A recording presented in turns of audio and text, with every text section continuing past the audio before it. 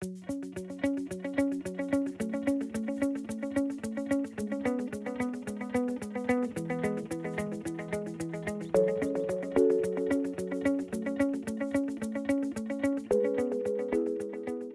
just in the last year, we've created a patient leadership council with 17 patient leaders, patient thought leaders, patient advocacy leaders, who were coming together not around their disease or their body part, which is what they usually advocate for, because that's what they're passionate about, obviously.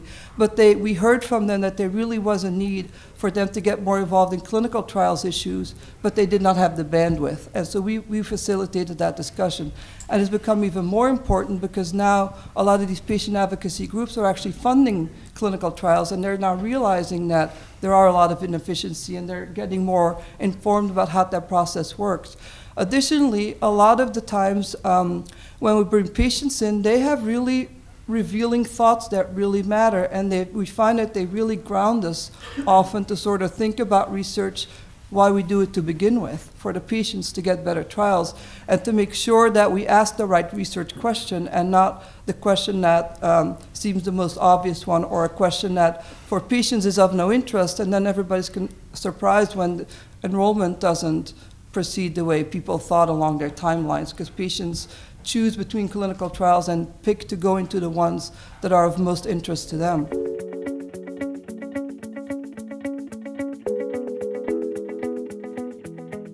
We felt that patients eventually, and not eventually, have a role already from the beginning of protocol design, through startup, through identifying what the question should be, how it should be set up, what the patient eligibility criteria. They have a place in all that ongoing monitoring, helping with maybe patients with informed consent if there are patients who would like to speak to a peer, and then also helping with the analysis of the results, how they apply to patients, and the dissemination of results.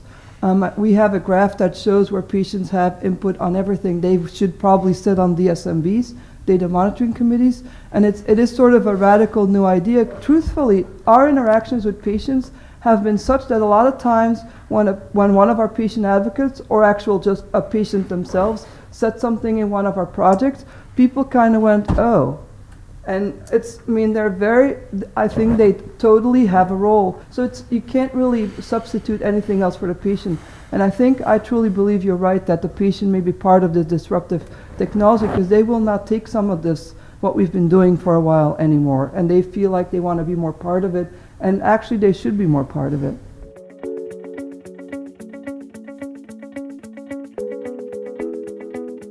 In the interest of protecting patient confidentiality, we actually may be hurting our industry. And patients have become micro experts in their own diseases, and they are interested in sharing information to advance developments in the areas that they're struggling with. So I would like for us to sort of challenge the notion around perhaps opening up a little bit more in terms of sharing of information and having access to patient data.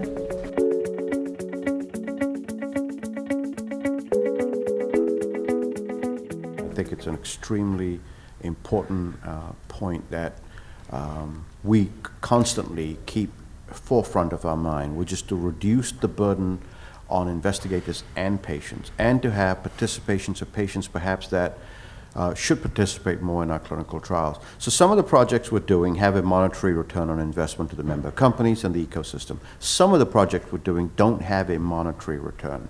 For example, we're now looking at investigator networks for increasing the participation of minority patients into clinical trials, primarily in North America and Western Europe, where there are large immigrant and minority populations. Not because there's a specific monetary return, because it's something we should do. We market our drugs to these very same people, but very few of them participate in our clinical trials. We have to correct that. And so that project has been initiated without any real obvious return on investment. I was staggered to go to one of the most learned medical schools in the world, find a massive minority population all around it, and find that the participation of those patients in their clinical trials is severely lacking. So clearly we have, certainly in North America and the US alone, an opportunity to improve the participation of minority patients in the clinical trial.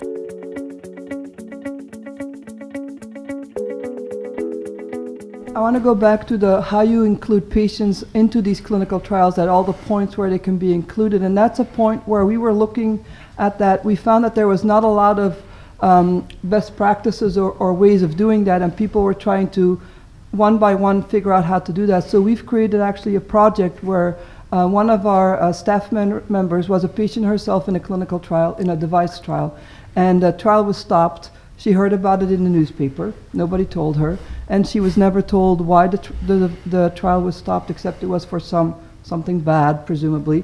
And she has the device implanted and became an advocate because of that. So we are now standing up a project where we're looking at best practices. How have people done it in the past? Can we learn? Can we give other pharmaceutical companies or academic investigators who would like to include patients in all those points but are kind of unsure of how to really do that? Where do you even find patients that can help you? And that's how we think we can help people, by showing examples and giving toolkits on how you can change something that you haven't been able to do before.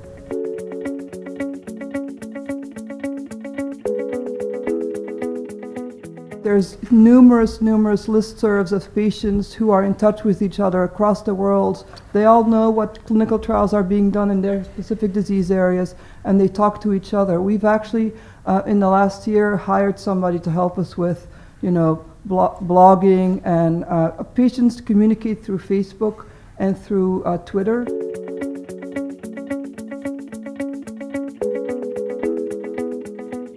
I just wanted to comment on the getting patients involved, which I think that's great. I mean, any design approach always starts with getting as close to the customer as you can. An interesting analogue for you guys, even though it's not a perfect fit, is the work IDEO, another innovation consulting firm, they did for a large healthcare provider, and they wanted to redesign the patient experience. And what they did is they sent some designers down there to actually act as patients, meaning go through the patient experience, which is lie in a bed. And they literally had video cameras, right, recording where their eyesight was the whole time.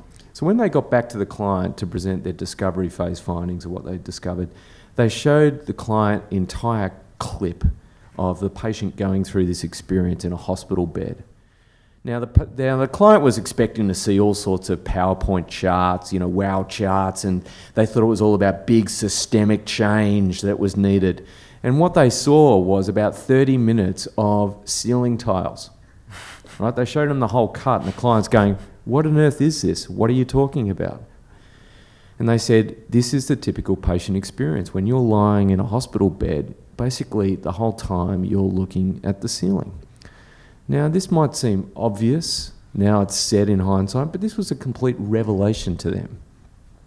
So, as I said before, it's not often about huge systemic change. It's not looking for the big pain points that need to be solved. Innovation comes from looking for these very small things that, when leveraged, can make a huge impact. So something about thinking about the patient experience like that, they started creating all sorts of small solutions that changed habits, changed culture, and led to systemic change. We often call these small things tension points. So there's small things people become complacent about, but they're not big enough to be problems. So that's the first thing. Get in your patient's shoes wherever you can. The second thing is to bring patients into the brainstorming process.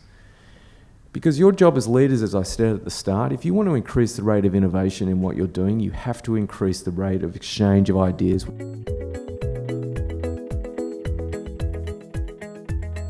I just want to say, my takeaway from this session is just thinking about if we took a clinical trial participant with the camera and looked at their experience through the process, we might want to think more about that.